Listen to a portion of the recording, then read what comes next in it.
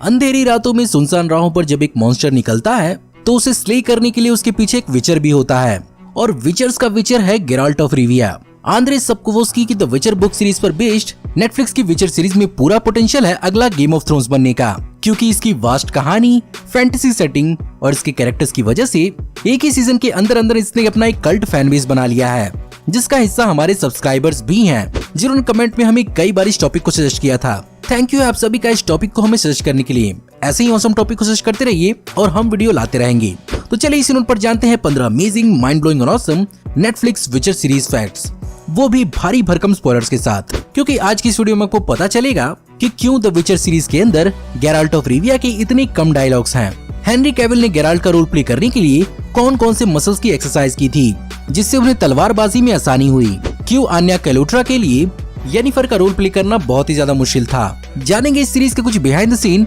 Visual और special effects के बारे में और जानेंगे कि ये सीरीज और ज्यादा कितना लंबा चलने वाली है और विचर के यूनिवर्स से हमें और क्या क्या देखने को मिलने वाला है। ये और बहुत कुछ आपका इस वीडियो में इंतजार कर रहे हैं, तो देर किस बात की। हे गाइस, मेरा नाम है पंकज सागर और आपका स्वागत है गेमों को हिंदी की एक और फ्रेश वीडियो में। Now without wasting any more time, let's get started. Netflix की द विचर सीरीज बेस्ड है इसी नाम की नॉवल सीरीज पर, जिसे लिखा है पोलिश राइटर आंद्रे सप्कोवस्की ने। उन्होंने इस सीरीज की शुरुआत 1980 में पोलैंड की साइंस फिक्शन मैगजीन फैंटास्टिकिया में एक शॉर्ट स्टोरी कंपटीशन जीतने के लिए की थी, जहां पर 1986 में उन्हें अपनी पहली कहानी द विचर के लिए 3rd प्राइज मिला था। बाद में इस पर उन्होंने 3 और कहानियां भी लिखी और 1993 से उन्होंने इसकी नॉवेल्स लिखना शुरू कर दी और 1999 तक उन्होंने इसकी 7 नॉवेल्स लिखी, जिसके बाद पोलैंड की ही video game company CD project red ने 2003 में इसके राइट्स एक्वायर कर लिए और 2007 में लेकर आई विचर की पहली गेम, जो इतनी ज्यादा पॉपुलर हुई कि विचर की ओरिजिनल नॉवेल्स को इंग्लिश में ट्रांसलेट किया गया और इसी गेम की पॉपुलैरिटी ने नेटफ्लिक्स को इस कहानी को अप्रोच करने का इंस्पिरेशन दिया। इस सीरीज की शो रनर लॉरेंस स्मिथ के हिसाब से नेटफ्लिक्स विचर पर पहले एक सीरीज की बजाय एक मूवी लाने वाला था, लेकिन नेटफ्लिक्स की vice president of international originals Kelly Luegenbiehl ने नेटफ्लिक्स के प्रोड्यूसर्स को ये समझाया कि आप विचर की लॉन्ग रनिंग 8 किताब की सीरीज पर एक छोटी सी मूवी कैसे बना सकते हैं, और यहीं से नेटफ्लिक्स ने अपना ध्यान मूवी से हटाकर सीरीज पर फोकस किया और 2017 में फाइनली नेटफ्लिक्स की सीरीज को अनाउंस कर दिया।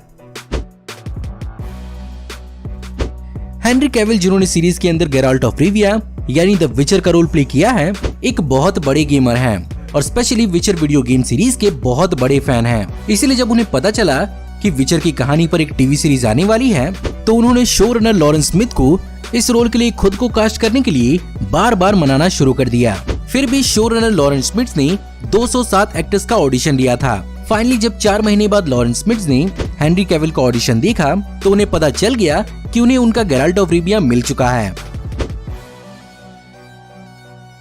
सीरीज के अंदर हमें विचर को बहुत ही ज्यादा गंभीर और दमदार दिखाया गया है, जहां पर विचर बहुत कम शब्द बोलता है। वेल एक्चुअली शुरुआत में ऐसा नहीं था और विचर के लिए बहुत सारे डायलॉग्स लिखे गए थे, लेकिन जब हेनरी कैविल ने इस कैरेक्टर को प्ले करना शुरू कर दिया तो उनके एक्सप्रेशंस और बॉडी लैंग्वेज के अंदाज से ही उनकी आधी बातें कन्वे हो जा रही थी और कुछ सीन्स के लिए तो उन्हें बोलने की जरूरत भी नहीं पड़ रही थी, जिसके कारण शो रनर लॉरेंस स्मिथ ने उनके लाइंस को छोटा कर दिया। अब भाई, जब विचर की बात होगी तो उसके साइड किक येसिकर की बात कैसे नहीं होगी। येसिकर का रोल प्ले करने वाले जोई बेटी रियल लाइफ में भी एक बहुत ही टैलेंटेड ल्यूट प्लेयर हैं और जब सीरीज के लिए येसिकर का ऑडिशन चल रहा था तो उन्होंने ऑडिशन के लिए येसिकर का प्रॉपर कॉस्ट्यूम और ल्यूट तो लिया ही था, साथ ही साथ वो 2 सीन्स के साथ साथ toss a coin to your witcher गाने को पूरा का पूरा मेमोराइज करके गए थे और अपने ऑडिशन में ही उन्होंने इस गाने को गाया, जिसके कारण शो रनर जिस एक्टर की तलाश में थे वो उन्हें मिल ही गया और शो के अंदर भी उन्होंने अपनी आवाज में ही इस गाने को गाया है, जो एपिसोड 2 में दिखते ही पूरी दुनिया में वायरल हिट हो गया और तो और लोगों ने इस गाने को विचर 3 गेम के अंदर मॉड करना भी शुरू कर दिया।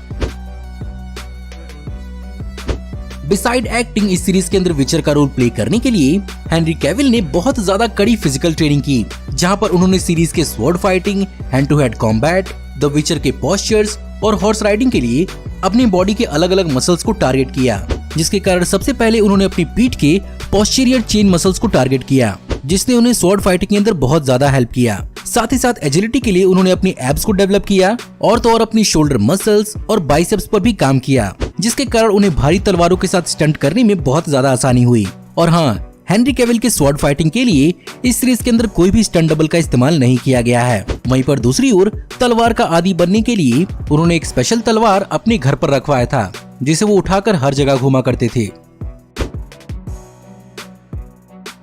इस सीरीज के लगभग सभी के सभी कैरेक्टर्स के लिए एक्टर्स को कास्ट करना बहुत हद तक आसान था, सिवाय इस सीरीज के फोकस पॉइंट सिरी के कैरेक्टर के लिए, क्योंकि क्रिएटर्स कई सौ लड़कियों का ऑडिशन लेने के बाद भी सेटिस्फाइड नहीं हुए थे। इसीलिए इस सिचुएशन के लिए उन्होंने बहुत ही अलग तरीके का फैसला लिया, जहां पर पहले फ्रेया एलन एल्डरमैन की बेटी मार्लिका का रोल प्ले करने वाली थी, लेकिन उन्हें उस रोल से उठाकर उन्हें सिरी का रोल दे दिया गया।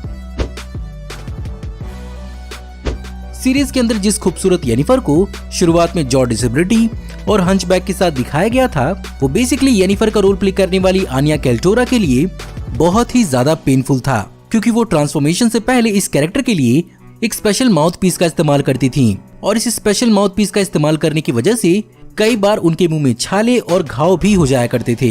पर फिर भी उन्होंने इस रोल को बहुत ही बेहतरीन ढंग से निभाया। इस सीरीज की मैजिकल सेटिंग और लोकेशंस को कैप्चर करने के लिए सेंट्रल और ईस्टर्न यूरोप के लोकेशंस का इस्तेमाल किया गया है, जहां पर सीजन 1 के लिए मोस्टली बुडापेस्ट के ओरिगो स्टूडियोज का इस्तेमाल किया गया है, जहां पर 2021 में आने वाली ड्यून मूवी की भी शूटिंग चल रही थी। और तो और बुडापेस्ट में ही कई सारे स्टूडियोज में इस सीरीज के अंदर दिखाए हुए घर और कार्सल्स को बनाया गया था, लेकिन सीरीज के लास्ट में दिखा बैटल ऑफ स्नोडन का कार्सल पोलैंड का ऑग्रोड-ज़िनिएक कार्सल है, जिसे 14वीं शताब्दी में बनाया गया था, जिसे सन 1600 में आग लगाकर बर्बाद कर दिया गया था। वहीं पर अगर बात करें क्रीचर्स, मेकअप और बाकी के इफेक्ट की, तो ज्यादातर इस सीरीज के अंदर प्रैक्टिकल एलिमेंट्स का ही इस्तेमाल किया गया है और बहुत ही कम वीएफएक्स का इस्तेमाल किया गया है।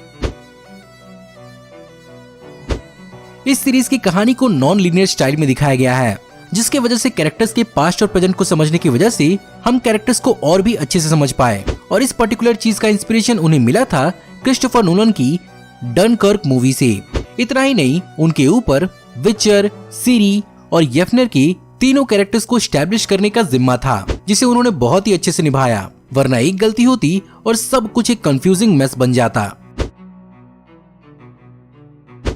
नेटफ्लिक्स के विचर सीरीज से पहले भी विचर को सिल्वर स्क्रीन और टीवी स्क्रीन पर लाने की कोशिश की गई थी, जहां पर पोलैंड में 2001 में हेक्सर नाम की मूवी लाई गई और 2002 में इसी पर बेस्ड टीवी शो आई, लेकिन ये दोनों की दोनों बहुत ही ज्यादा अनसक्सेसफुल साबित हुई। अच्छी बात ये रही कि इन दोनों के अंदर गेराल्ट ऑफ रिविया का रोल प्ले करने वाले मिकेल ज़ेब्रोस्की ने ही नेटफ्लिक्स के विचर सीरीज के पोलिश डब में गेराल्ट को अपनी आवाज दी है।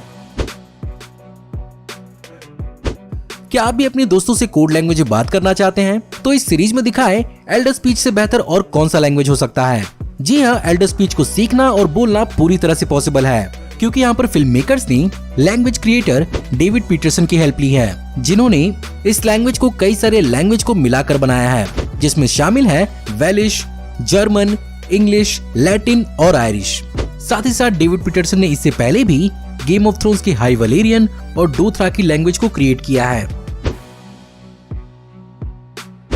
भले ही नेटफ्लिक्स की विचर पर सीरीज आने से पहले विचर अपने वीडियो गेम की वजह से ही पॉपुलर था, पर यह बात भी सच है कि इस सीरीज ने भी अपना एक अलग ही फैंडम बनाया है, जिसके कारण इस सीरीज के लॉन्च होते ही 2015 की विचर 3 द वाइल्ड हंट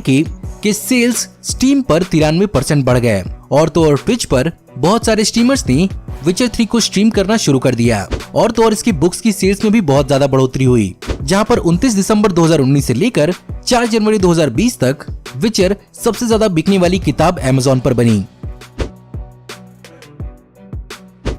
20 दिसंबर 2019 को लॉन्च होते ही विचर सीरीज बहुत ज्यादा पॉपुलर हो गई थी, जहां पर ये most in demand original streaming services में से एक बन गई, और ये स्ट्रेंजर थिंग्स और मैंडलोरियन के बाद तीसरे नंबर की सबसे ज्यादा देखी जाने वाली सीरीज बन गई, जहां पर 21 जनवरी 2019 तक नेटफ्लिक्स के 76 मिलियन यूजर्स ने इस सीरीज को देखा। अगर आप भी विचर सीरीज के अगले सीजन के लिए बहुत ज्यादा एक्साइटेड हैं, तो आपके लिए गुड न्यूज ये है कि 2021 में इसका सेकंड सीजन तो रिलीज हो ही रहा है। साथ ही साथ इस सीरीज की क्रिएटर और शो रनर लॉरेंस स्मिथ ने बताया कि वो इस सीरीज को 7 सीजन्स तक आगे बढ़ाना चाहेंगी। इतना ही काफी नहीं है, इस सीरीज की एक एनिमेटेड स्पिन ऑफ भी आने वाली है, जिसका नाम द विचर नाइटमेयर ऑफ द वुल्फ होने वाला है, जिसमें बेसिकली विचर के गुरु वेस्मिर की कहानी दिखाई जाएगी। वहीं दूसरी ओर विचर की ओरिजिन पर बेस्ड एक लिमिटेड सीरीज भी लॉन्च की जाएगी, जो विचर सीरीज के टाइम पीरियड से 1200 साल पहले की कहानी होगी, अब देखते हैं इसे कब तक रिलीज किया जाता है। तो गाइज ये थे 15 अमेजिंग, माइंड ब्लोइंग और ऑसम द विचर सीरीज फैक्ट्स। ऑनेस्टली अगर मैं बताऊं तो ये दुनिया के सबसे बेहतरीन शोज में से एक है, लेकिन फिर भी मैं सीजन 2 से थोड़ा और मॉन्स्टर एक्शन की उम्मीद कर रहा हूँ। बाय द वे, अगर आपको आज की वीडियो पसंद आई हो तो इस वीडियो को लाइक जरूर करिएगा। साथ ही साथ मुझे कमेंट में जरूर बताइएगा कि आपको इस वीडियो में बताए हुए कौन कौन से फैक्ट जानकर बहुत ज्यादा हैरानी हुई। मुझे तो भैया हेनरी कैविल के body part specific exercise routine के बारे में जानकर बहुत ज्यादा हैरानी हुई। इसके अलावा आप कौन कौन से विचर सीरीज के फैक्ट्स के बारे में जानते हैं, मुझे कमेंट में जरूर बताइएगा। इसके अलावा हमारे चैनल पर ऐसे ही आने वाली ऑसम वीडियोस को देखते रहने के लिए हमारे चैनल को सब्सक्राइब करिए, बेल वाले आइकन को दबाइए और हमारी वीडियोस को बिना मिस किए एंजॉय करते रहिए। और अगर आप चाहें तो इस वीडियो के लिंक को अपने दोस्तों ग्रुप्स के बीच में जितना हो सके उतना शेयर करें। Thank you for watching, see you in the next video, till then take care, good bye.